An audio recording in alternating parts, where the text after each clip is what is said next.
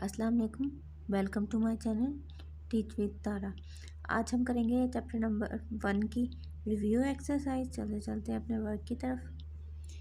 ये देखें, ये है रिव्यू एक्सरसाइज नंबर 1। ठीक है।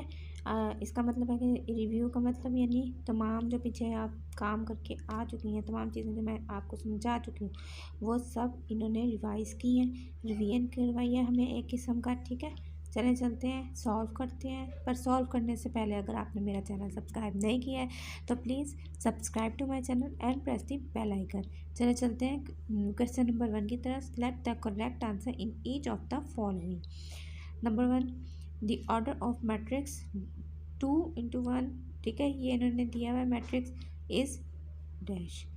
ए is 2/1, C is this, B is this. ये इन्होंने हमें डिफरेंट दिए हुए आंसर्स, इनमें से हमने करेक्ट आंसर को कैलकुलेट करना है और फिर लिखना है। इसको समझने के लिए देखिए, मैं आपको पहले समझा चुकी हूँ पिछली एक्सरसाइजेज में ऑर्डर किस तरीके से मालूम करते हैं। फिर भी मैं आपको दोबारा बता देती हूँ। देखें, ऑर्डर कैलकुलेट करने का तरीका होता है। देखें, इसमें कितनी रोज़ हैं और कितने कॉलम हैं। सबसे पहले हम रो लिखते हैं, फिर कॉलम लिखते हैं। 1 रो है एंड 1 and 2। ये देखें, इस तरीके से कॉलम्स होते हैं और इस तरीके से रो होती हैं। 1 रो है और 2 कॉलम है, तो ये बन जाएगा 1/2। ठीक है, तो यहाँ पे देखें, ये 2/1, ये भी नहीं आंसर, ये भी नहीं आंसर, और ये है 1/2। ठीक है, this is the right answer. तो इस 1/2 को हम यहाँ लिख देंगे। ठीक है, नेक्स्ट आ जाते हैं सेकंड पॉइंट की तरफ। ये है 2_002। ये मैट्रिक्स हमें दिया हुआ है, इस कॉल्ड डैश मैट्रिक्स। अब इसके ऑप्शन क्या है? नंबर ए पर है 0। अब देखें, 0 मैट्रिक्स वो होता है जिसके चारों जो एलिमेंट्स हैं वो ज़ीरो होते हैं। ठीक है, इनके कांस्टेंट नंबर जो है, जो तमाम नंबर्स होते हैं वो ज़ीरो होते हैं, वो ज़ीरो होता है। तो ये ज़ीरो मैट्रिक्स नहीं, ये रॉन्ग आंसर है। नेक्स्ट है स्केलर। अब स्केलर में क्या होता है? स्केलर ये हो सकता है क्योंकि देखें, जो इनकी डायगनल एंट्रीज़ होती हैं, ये हैं इनकी डायगनल एंट्रीज़। ठीक है, ये एंट्रीज़ एक जैसी हों तो क्या बनता है? अब देखें, इसकी डायगनल एंट्रीज एक जैसी हैं तो ये क्या बन गया? Scalar matrix. ठीक है, ये है स्केलर मैट्रिक्स, तो इस स्केलर को हम यहाँ लिख देंगे। ठीक है, SCALAR। ठीक है, ये हो गया स्केलर मैट्रिक्स। नेक्स्ट की तरफ चल, ये देखें जी, ये आ गया हमारा third option. Which order of a square matrix is dash. अच्छा, स्क्वायर मैट्रिक्स का ऑर्डर कौन सा होगा इनमें से? ए है 2/2, सी है 2/1, और अब स्केलर मैट्रिक्स किसे, ओ सॉरी स्क्वायर मैट्रिक्स किसे कहा जाता है? स्केलर कह रही हूँ, सॉरी मिस्टेक हो गई। स्क्वायर मैट्रिक्स कहा जाता है ऐसा मैट्रिक्स, यहाँ करके दिखाती हूँ चलिए आपको। सॉरी, ये देखें, ये मैट्रिक्स मैंने बना लिया इस तरीके से, ब्रैकेट्स डाली, इसमें 1 2 3 4। पहले भी मैं आपको बता चुकी हूँ। ये रोज़ की क्वांटिटी 1 2, ये भी रोज़ की क्वांटिटी, कॉलम्स की क्वांटिटी 1 2, जिसमें ऐसा मैट्रिक्स जिसमें रोज़ और कॉलम्स की तादाद जो है वो इक्वल हो, यानी 2/2 हो। तो ये क्या है? ये फर्स्ट ऑप्शन में ही हमें दे दी गई है। ठीक है, ये क्या हो गया? इसके आंसर हो गया 2/2। ठीक है, this is the right answer. Next हो गया number 4, order of transpose of this is this. यानी हमने ट्रांसपोज करना है इसका, ट्रांसपोज। और फिर अब ट्रांसपोज बनाने का क्या तरीका है? ये जो रोज़ हैं, ठीक है, कितनी रोज है? 1 2 3। तो इनको हम कॉलम्स बना देंगे, यानी जितनी रोज हैं उतने कॉलम्स बना देंगे और फिर उसका ऑर्डर कैलकुलेट करेंगे तो क्या आएगा उसका ऑर्डर, चले चेक करते हैं। अब इसको ट्रांसपोज फॉर्म में लिखते हैं। ट्रांसपोज का मतलब है इसको कॉलम्स में चेंज करना है। यह आ जाएगा 2×1, 0×1 एंड 3×2। ठीक है, अब इसमें 3 कितने हो गए कॉलम्स? 1 2 3 एंड 2 हो गई रोज। ठीक है, ये हो गया 2/3। Then this is the correct answer. ठीक है, बी, इसको हम यहाँ लिख देंगे। ठीक है, नेक्स्ट है एडजॉइंट ऑफ, ये मैट्रिक्स दिया गया इज डैश। अब हम एडजॉइंट कैसे कैलकुलेट करते हैं? ये देखें, एडजॉइंट कैलकुलेट करने का तरीका होता है तो इनके ये जो डायगनल एंट्रीज होती हैं इनका हम वो चेंज करते हैं, सीट चेंज करते हैं, और इनके हम साइंस चेंज करते हैं। ठीक है, तो ये आता है, ये देखें, ये आ जाता है -1 ऊपर चला जाएगा, यहाँ आ जाएगा 1, और इस 0 क्योंकि जीरो नल मैट्रिक्स होता है, इसका ना तो कोई इस प्लस माइनस कुछ नहीं होता, ठीक है। तो ज़ीरो को हम यूँ ही लिख देते हैं, क्योंकि मल्टीप्लाई करें प्लस करें कुछ भी करें ज़ीरो का कोई एंट्री ही नहीं होती। तो टू के साथ आ जाएगा माइनस। आप देखें ये किस में है, ये देखें ये वाला जो मैट्रिक्स है ये एडजॉइंट हो गया इसका, ठीक है। तो बी आ गया। अब ये वाला जो है ना हम यहाँ लिख देंगे, ये जो मैंने यहाँ बनाया, ठीक है। नेक्स्ट आ जाए 6 की तरफ। प्रोडक्ट ऑफ एक्स वाई, यानी ये वाला मैट्रिक्स इंटू 2 - 1 इस, यानी इसको इससे मल्टीप्लाई करेंगे तो क्या आएगा। चले मैं करके दिखाती हूँ। इसको इससे मल्टीप्लाई करेंगे, आप जानते हैं X multiply 2 plus minus minus 1 multiply Y, ठीक है। ये आ जाएगा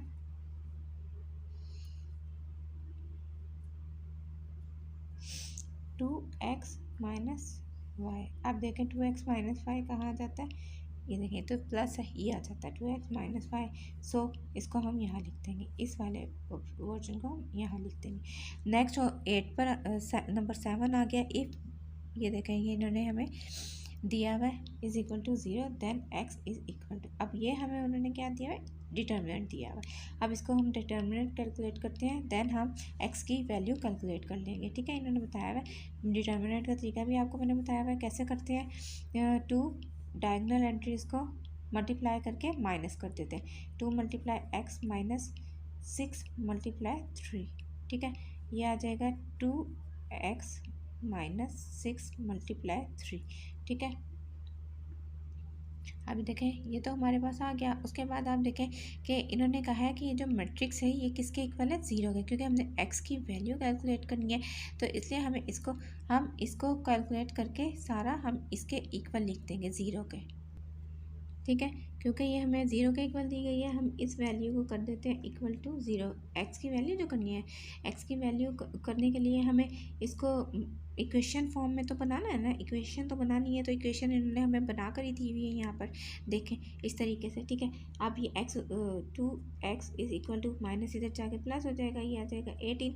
तो x इज़ इक्वल टू 2 इधर है, मल्टीप्लाई इधर जाकर डिवाइड हो जाएगा 18/2, ये आ जाएगा 9। अच्छा 9 2 18 होता है ना, 9 आ जाएगा, ठीक है। अब देखें +9 प्लस का 9 ये है नंबर ए पर, ठीक है। This is the right answer, 9 यहाँ लिख देंगे हम इस तरीके से, ठीक है। नेक्स्ट आ जाते हैं 8th क्वेश्चन की तरफ। 8th है हमारे पास, if x plus this is equal to this then x is equal to. अब देखें एक्स, यहाँ पर हमने एक्स की वैल्यू कैलकुलेट करनी है। ये इन्होंने इक्वेशन हमें दी हुई है, इसको मैं यहाँ पे ही सॉल्व करके दिखा देती हूँ आपको।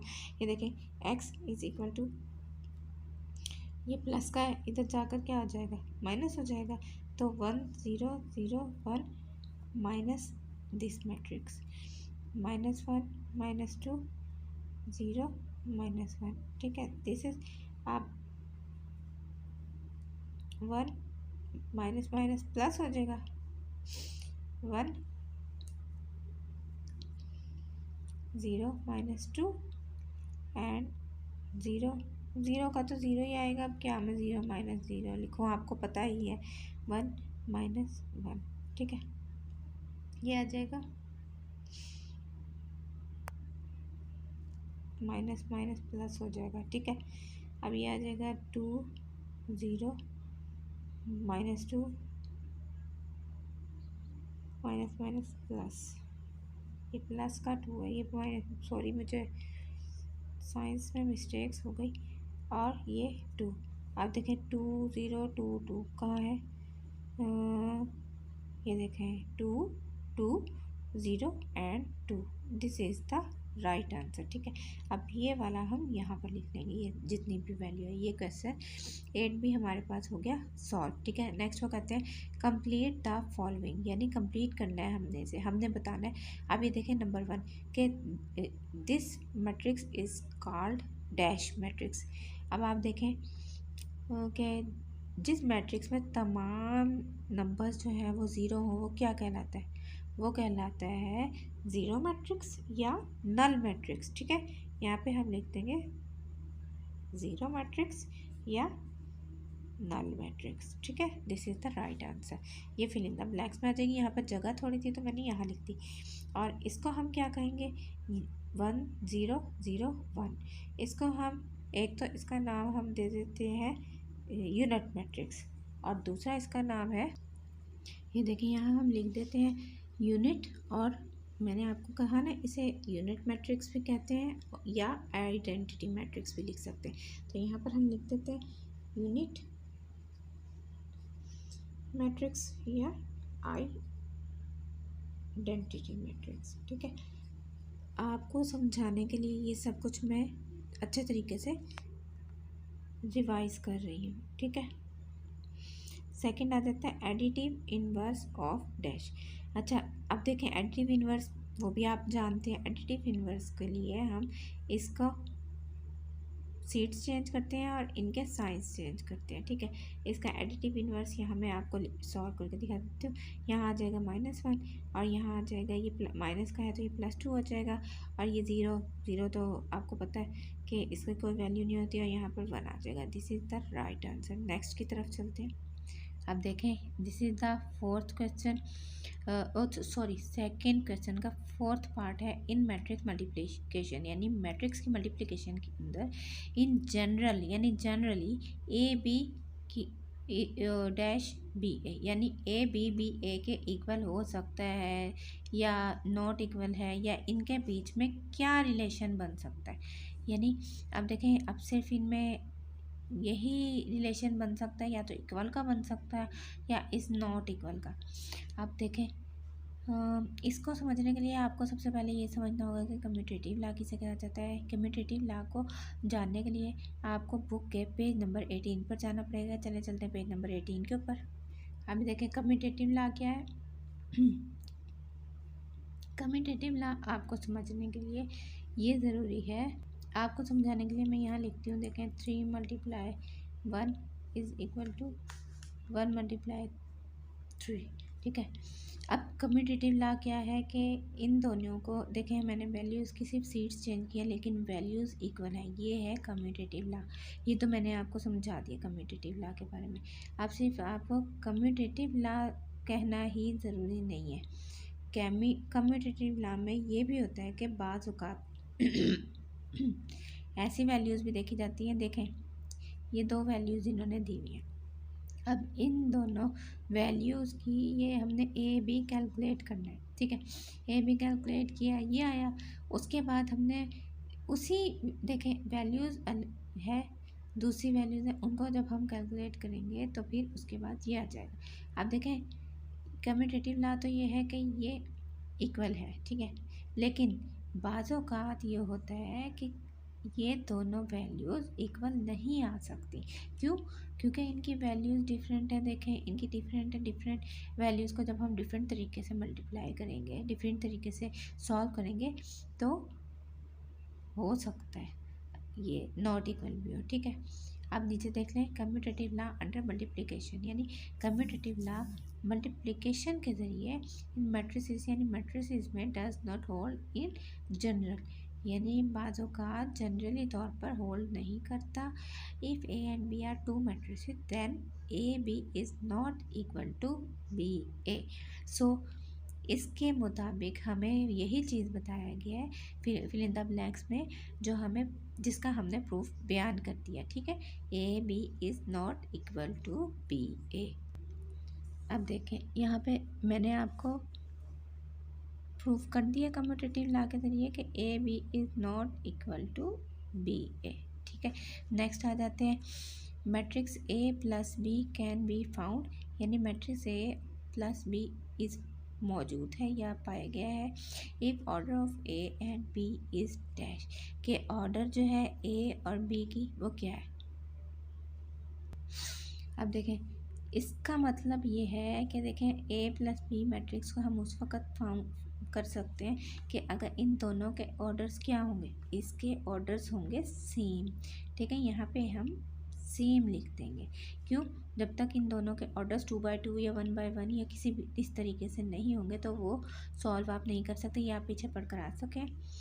Matrix is called dash matrix, यानी एक मैट्रिक्स जो है वो क्या कहलाती है, मैट्रिक्स कहलाता है। कौन सा मैट्रिक्स कहलाता है, नेक्स्ट पढ़ते हैं।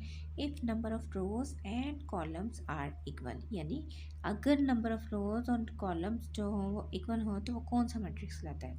सो सिंपल, वो कहलाता है स्क्वायर मैट्रिक्स। ठीक है, ये यहाँ हम लिख देंगे स्क्वायर। ठीक है, नेक्स्ट आ जाते हैं। If dash is equal to dash then find A and B. ये देखें, ये पहले आप कर चुके हैं, मैंने आपको एक्सरसाइज 1 में करवा दिया था। तो इसको मैं इजीली हम कैलकुलेट करते हैं। चले मैं कैलकुलेट करके दिखाती हूँ। ये देखें, ये मैं सॉल्व करने लगी हूँ इसका सॉल्यूशन। अब देखें, सॉल्व करने से पहले मैं आपको बता दूँ, पहले भी ये मैं क्वेश्चन सॉल्व करवा चुकी हूँ जिसमें आपको बताया था कि ये जो गिवन एंट्रीज है, ठीक है, एक मैट्रिक्स दूसरे मैट्रिक्स के साथ जब इक्वल का साइन आ जाता है तो गिवन यानी कॉरेस्पॉन्डिंग एंट्रीज, ये कॉरेस्पॉन्डिंग एंट्रीज क्या कहती हैं कि पहली एंट्री इस एंट्री के इक्वल है, सेकेंड एंट्री इस एंट्री के इक्वल है, थर्ड एंट्री इस एंट्री की, यानी तमाम एंट्रीज जिस जिस जगह पर तमाम कॉरेस्पॉन्डिंग एंट्रीज मौजूद हैं वो एक दूसरे के इक्वल है।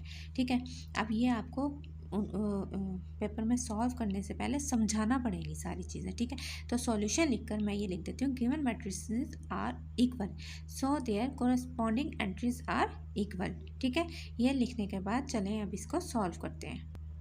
अब देखें, जब कॉरेस्पॉन्डिंग एंट्रीज जो है वो इक्वल है तो ये वाली एंट्री किसके इक्वल हो जाएगी, इसके, और ये किसके इक्वल हो जाएगी, इसके। चलें फिर मैं सॉल्व करती हूँ। यहाँ पे हम लिखते हैं a+3 इज इक्वल टू -3। ठीक है, और b-1 इज इक्वल टू 2 के। ठीक है, ये वाली एंट्री इसके, ये वाली एंट्री इसके। ठीक है, अब इसको मैं सॉल्व कर लेती हूँ। ठीक है, a+3 इसको मैं यहाँ पे सॉल्व कर देती हूँ। a+3 इज इक्वल टू -3,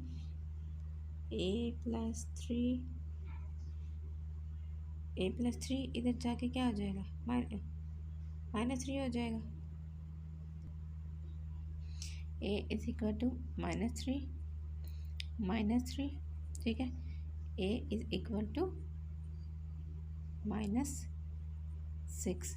ठीक है, उसके बाद b-1 is equal to 2, b is equal to 2 minus इधर आके प्लस हो जाएगा, ये 1, ये हो जाएगा 3 के इक्वल। ठीक है, b is equal to 3, this is the answer. ठीक है, नेक्स्ट 4 की तरफ आते।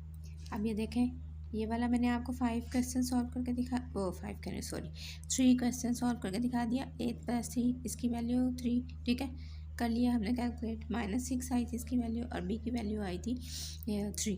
ठीक है, अब फोर्थ है, फोर्थ में नंबर 1 2a+3 भी। ठीक है, ये सारे मैं आपको कैलकुलेट करके दिखाती हूँ। चले चलते हैं बुक की तरफ। ये देखें, मैंने सारा ये लिख लिया। ठीक है, इसको लिखने के बाद अब मैं इनको ए की और बी की वैल्यूज़ पुट कर दूँगी। ठीक है, इसको मैं सॉल्व करके दिखाती हूँ आपको सारा। ठीक है,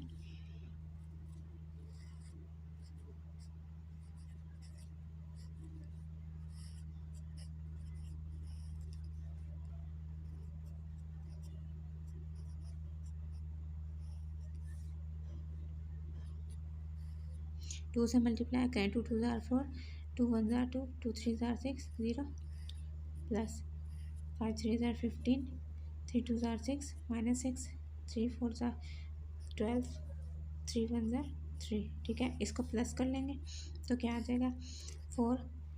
अब इसका वही कॉरेस्पॉन्डिंग एलिमेंट्स यूज़ करेंगे हम। ठीक है, कॉरेस्पॉन्डिंग एंट्रीज़ को प्लस करेंगे आपस में। ठीक है, पहले भी मैं आपको बता चुकी हूँ। 4 + 15, 2 ± -6। ठीक है, ये हो जाएगा 6 - 12 और ये आ गया 0 - 3। क्या आ जाएगा 15 + 4 19। यहाँ पे आ गया 6 में से -4 और -6 -3। This is the answer. ठीक है, नेक्स्ट ये हो गया फर्स्ट क्वेश्चन का आंसर। अब सेकंड करते हैं पार्ट। ये देखें, ये सेकंड क्वेश्चन आ गया। अब इसको सॉल्व करती हूँ, इसकी वैल्यूज़ पुट करती हूँ ए और बी की। ठीक है, अब ये ए की वैल्यू पहले मैं पुट करूँगी, ये आएगा -3, ए की वैल्यू है 2 1 3 0 और +2 इंटू बी की वैल्यू है 5 -2 -4 -1, ठीक है। और ये हो जाएगा, मल्टीप्लाई करेंगे 6 3 1 3 ए 3 3 9, ये 0 का 0, ठीक है। अब 5 2 10, 2 2 4, 4 2 8,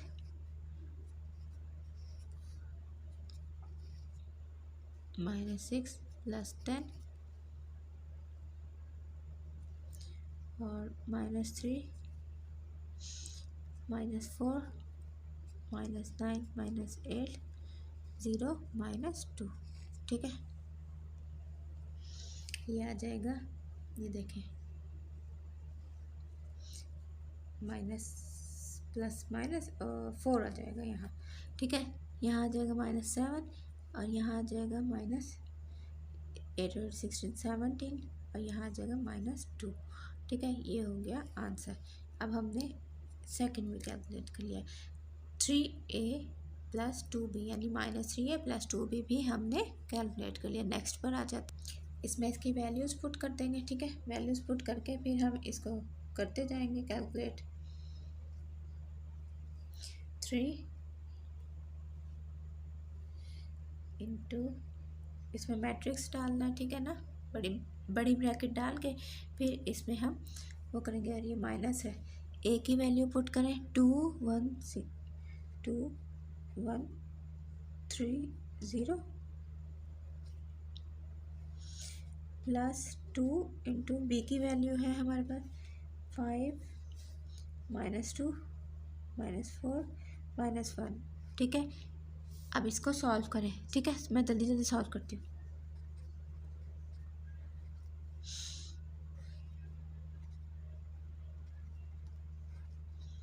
2 का मल्टीप्लाई किया 10, 4 2 8 -4 -2,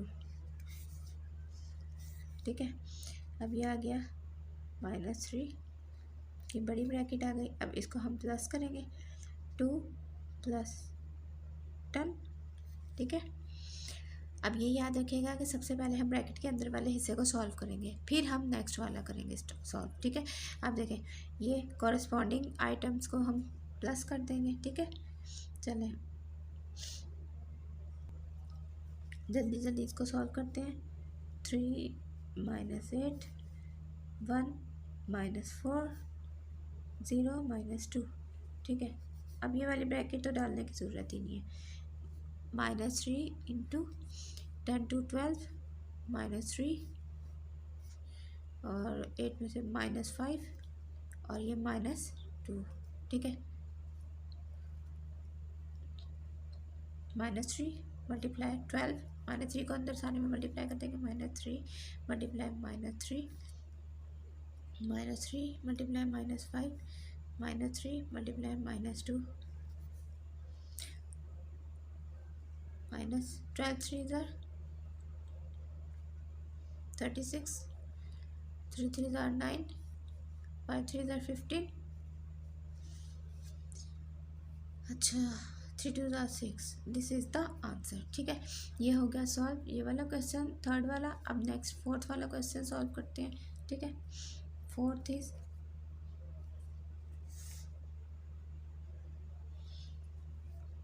2/3 इंटू 2a - 3b, यानी सारा सिंपल है। मैंने आपको पहले करवाया हुआ है, आपको पता है, आप जानते हैं सब कुछ, ठीक है ना।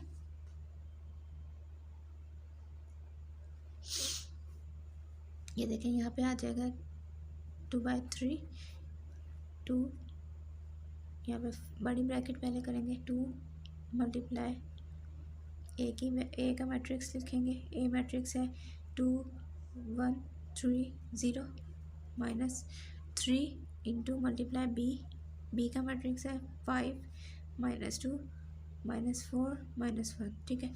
दिस इज द 2/3 और इस 2 को इसके साथ मल्टीप्लाई करते हैं, इसको इसके साथ मल्टीप्लाई करते हैं, ठीक है। ये आ जाएगा, बड़ी ब्रैकेट डालेंगे, 2 2s are 4, 2 1s are 2, 2 3s are 6, 2 0s are 0, ठीक है। आप लोग मल्टीप्लाई लिख कर करिएगा, मैं जल्दी की वजह से ऐसे कर रही हूँ कि इजी स्टेप में जल्दी जल्दी सॉल्व हो जाए, क्योंकि वीडियो बहुत लंबी हो जाती है। 5 3s are 15, 3 2s are 6 -6, 3 4s are 12 और 3 1s are 3, ठीक है। माइनस, ये साइंस डालना मत भूलिएगा, साइंस को आपने करना है 2/3। अब देखें, इसके साथ बड़ी ब्रैकेट डालने की ज़रूरत नहीं है, सबसे पहले ब्रैकेट का अंदरूनी हिस्सा सॉल्व करते हैं, जो ब्रैकेट छोटी ब्रैकेट के अंदर होता है, ठीक है। अब इन दोनों को सॉल्व करते हैं, डायगोनल एंट्रीज को माइनस कर देते हैं, 4 -15। अच्छा, अब नेक्स्ट आ जाए 2 माइनस माइनस प्लस हो जाएगा, 16, नो सॉरी 6, अच्छा, और 6 + 12 और 0 + 3, ठीक है। ये आ गया। उसके बाद 2/3 और ब्रैकेट आ गई, 15 में से 4 माइनस किया 11, अच्छा 6 और 12 18, 6 और 2 8 और ये आ गया 3, ठीक है। इसको आप इसके साथ मल्टीप्लाई करते हैं, 2/3 मल्टीप्लाई 11, 2/3 मल्टीप्लाई 18, 2/3 मल्टीप्लाई 8 और 2/3 मल्टीप्लाई 3, ठीक है। अब देखें, ये सॉल्व करें, किस तरह से सॉल्व होगा ये। अब इस तरीके से हो जाएगा, 22/3, 8 2 16/3, 18 2 अब ये 18 इससे 3 से कट होता है, तो इसको करते हैं 3 1 3, 3 6 18, 6 2 12, 3 1 3, ठीक है, and 2 1 2। This is the answer. ये हो गया सॉल्व हमारा क्वेश्चन। ये देखें, ये वाला क्वेश्चन क्वेश्चन नंबर 4 मैंने आपको तमाम कैलकुलेट करके दिखा दिया है। नंबर 5 पर आते हैं, find the value of x, यानी हमें एक्स की वैल्यू को कैलकुलेट करना है, अगर ये वैल्यू हमें इस तरीके से दी गई है, ठीक है। अब हम इसको कैलकुलेट करते हैं, एक्स की वैल्यू को। चलते हैं क्वेश्चन की तरफ। ये देखें, ये आ गया। अब इसको हमने सॉल्व किस तरीके से करना है, हम एक्स की वैल्यू कैलकुलेट करनी है, यही बताया गया ना हमें। एक्स की वैल्यू को कैलकुलेट करने के का फार्मूला करें, सॉरी, एक्स की वैल्यू को किस तरीके से कैलकुलेट करेंगे। ये एक्स लिखते हैं, ये हमें 2 मैट्रिक्स दिए गए, ये वाला मैट्रिक्स यहाँ पर प्लस है, इधर जाकर क्या हो जाएगा, माइनस हो जाएगा। तो हम लिख लेते हैं 4 -1 -2 -2 इज इक्वल टू -2 3 1 -3, ठीक है। ये माइनस हो जाएगा। अब आपको पता है कॉरेस्पॉन्डिंग एंट्रीज को करना है सॉल्व, बिल्कुल उसी तरीके से, 4 -2 -1 -3, अच्छा ये माइनस है, -2 -1 -2 माइनस माइनस माइनस +3, ठीक है। अब इसको सॉल्व कर लें, ये हो जाएगी एक्स की वैल्यू 4 में से 2 माइनस किया, 2 माइनस माइनस प्लस हो गया, लेकिन साइन माइनस का जरूर आएगा, 3 + 1 4 -3 एंड 1, ठीक है। This is the value of x. Next question करते हैं। ये देखें, नेक्स्ट क्वेश्चन है question number 6। Question number 6, if A is equal to this, B is equal to this and prove that A B is not equal to B A, ठीक है। इसे solve करते हैं, ये भी सारा मैंने आपको पहले कैलकुलेट करके दिखाया है। अब देखें, सबसे पहले हम इसका सॉल्व करेंगे। यहाँ पे हम सबसे पहले हम लेफ़्ट साइड लेंगे, फिर हम राइट साइड लेंगे। तो वी सॉल्व दिस। सबसे पहले ए बी को कैलकुलेट करते हैं। हम लिखेंगे यहाँ left hand side LH S A B is equal to A की वैल्यू लिखते हैं 0 2 1 -3 मल्टीप्लाई -3 4 5 -2, ठीक है। अब इसको मल्टीप्लाई करते हैं। मल्टीप्लाई करने का तरीका आप लोगों को पता है, ठीक है।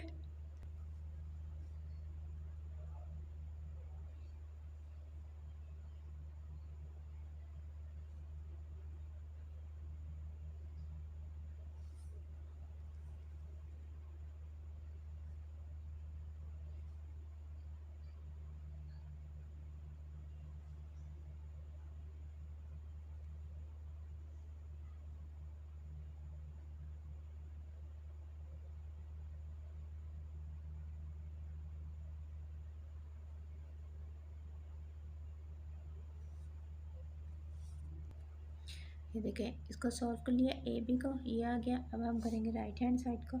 राइट हैंड साइड हमारे पास क्या है, आर एच एस है B A, B into A, B ए।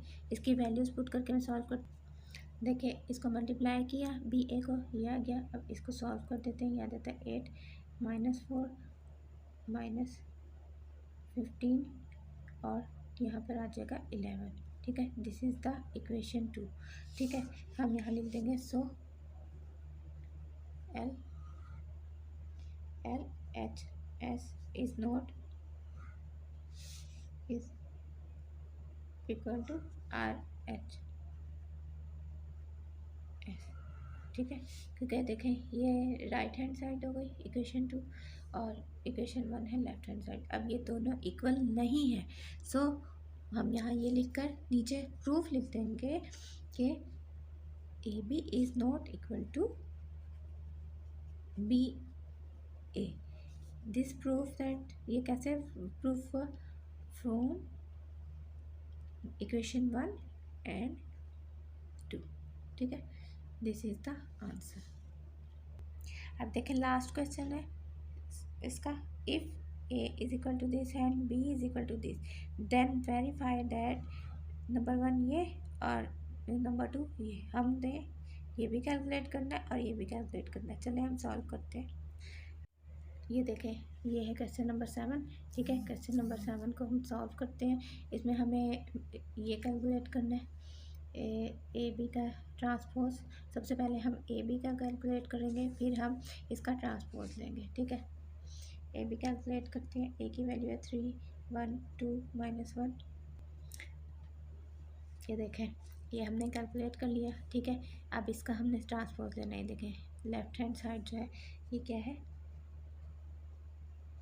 ये ए बी होल का ट्रांसपोज लेना है। ठीक है, ए बी होल का जब ट्रांसपोज जब लेना होता है, आपको पता है कि रोज जो है वो कॉलम्स में चेंज होती है और कॉलम्स जो है वो रोज़ में चेंज हो जाती है। तो हम इसको कॉलम्स को रोज़ को कॉलम्स में चेंज कर देते हैं। ये रोज़ है 0 2 और 5 9। This is the transpose. ठीक है, अब उसके बाद यहाँ पे आ गए, देखें पहले बी का ट्रांसपोज लेना, फिर ए का ट्रांसपोज लेना और फिर इसको मल्टीप्लाई कर देना। ये देखें मैं डायरेक्ट लिख रही हूँ बी का ट्रांसपोज, वो किस तरीके से, ये रोज़ हैं इनको लिखो 2 4 और -3 और -5। ये इस तरीके से ट्रांसपोज हो गया। ठीक है, अब बी का ट्रांसपोज ये आ गया। उसके बाद ए का transpose, A transpose is equal to A का ट्रांसपोज हो जाएगा कहाँ है ए, ये रहा 3 2 1 -1। ये देखें 3 2, ठीक है, और 1 -1, ये हो गया 1 -1, ये हो गया। अब हमने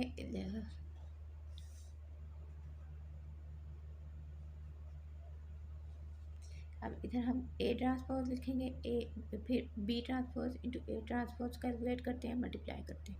ये देखें इसको इस तरीके से लिख दिया। अब इसको मल्टीप्लाई करवा देंगे, 2 × 3 + 4 × 2। ठीक है,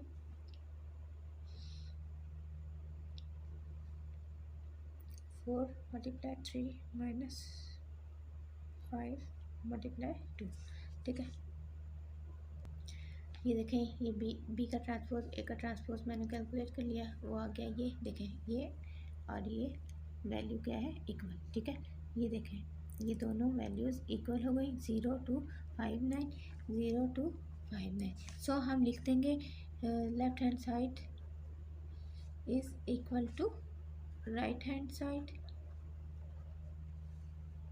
फ्रॉम, यहाँ पे लिख देंगे प्रूफ दैट ए बी का transpose is equal to A transpose, वो B transpose into A transpose from equation 1 and 2। ठीक है, this is the answer. Next question करते हैं। अब ये देखें सेकंड पार्ट में हमने करना है ए बी का inverse, B inverse and A inverse. सबसे पहले हम ले लेंगे left hand side, this is A into B का इन्वर्स। सबसे पहले हम ए बी कैलकुलेट करते हैं, ठीक है। ए की वैल्यू लिखते हैं, बी की वैल्यू लिखते हैं, मैं कैलकुलेट करके दिखाती हूँ।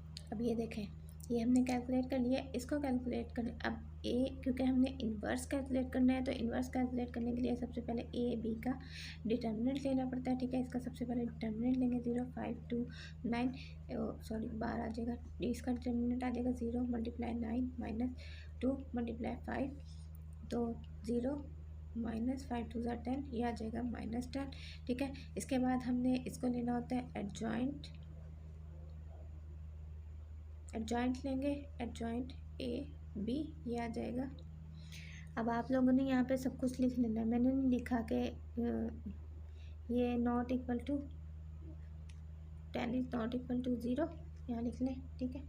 This is not equal to 0, so this is a singular matrix and A inverse is possible, A inverse is possible, ठीक है। सब कुछ आपने लिख लेना है। एडजॉइंट है, कैलकुलेट करने का तरीका आपको पता है।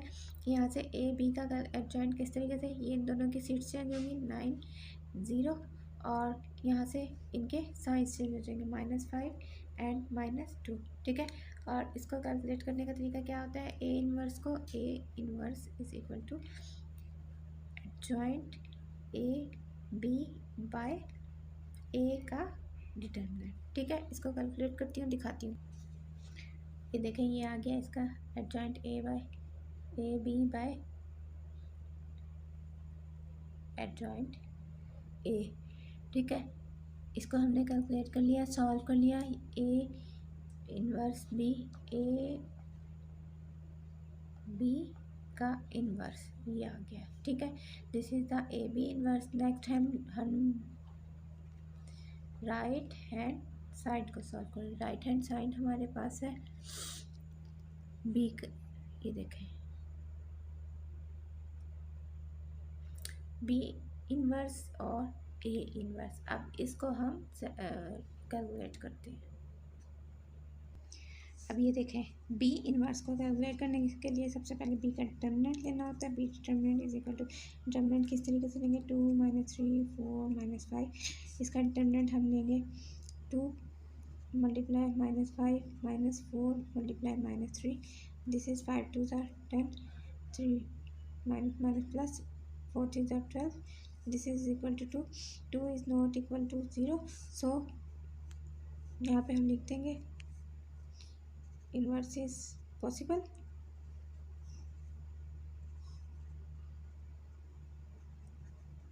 ठीक है। अब नेक्स्ट करते हैं। अब इसको डिटर्मिनेंट के बाद इन्वर्स जो लेना है, तो इसलिए एडजॉइंट बी लेना भी बहुत ज़रूरी है। एडजॉइंट आपको पता है किस तरीके से लेते हैं। एडजॉइंट में क्या होता है, ये वैल्यूज़ जो है ये वाली वैल्यू चेंज हो जाएंगी, -5, और ये प्लस की हो जाएंगी, ये माइनस की हो जाएगी, इनके साइंस चेंज होंगे और इनकी सीट्स चेंज हो जाएंगी, ठीक है। ये हो गया adjoint. Next B inverse is equal to adjoint B by determinant of B. Adjoint B हमारे पास है -5 3 -4 2, और बी हमारे पास है 2, ठीक है। This is the value. Next solve this question. ये सबसे पहले हमें एक डिटर्मिनेंट लेंगे, डिटर्मिनेंट ले लिया, उसके बाद inverse is possible adjoint A, ये ठीक है। इसके बाद हम यहाँ तक लिखेंगे ये -1 -2 -1, ठीक है। ये आ गया, इसको मल्टीप्लाई करवाते हैं। ये देखिए मैंने वैल्यूज लिख दी। अब इनको मल्टीप्लाई करेंगे, 5 2 = 10, यह आ जाएगा -10। अब इन मैट्रिसेस को भी मल्टीप्लाई करेंगे और फिर मैं सॉल्व करते के दिखाती हूँ। ये देखें, we calculate B inverse into A inverse, this is, ठीक है, this is calculation. So prove LH left hand side is equal to right hand side. So ये क्या जो बुक में बताया गया था, ए बी का total inverse is equal to B inverse into A inverse, ठीक है। This is the answer from 1। अच्छा जी, ये तो हो गया सॉल्व सारा रिव्यू ऑफ एक्सरसाइज नंबर 1, ठीक है। अगर आपको मेरा सॉल्व करने का तरीका, कोई मेथड, कोई चीज़ समझ नहीं आई तो प्लीज़ मुझे बताएं कमेंट्स में। मैं आपको बताऊंगी सारा आंसर, सब कुछ, जो भी चीज़ आपको समझ नहीं आई मैं आपको वजाहत के साथ बता दूँगी, ठीक है। प्लीज़ थंबनेल प्रेस करना मत भूलिएगा and like and subscribe to my channel. अल्लाह हाफिज़।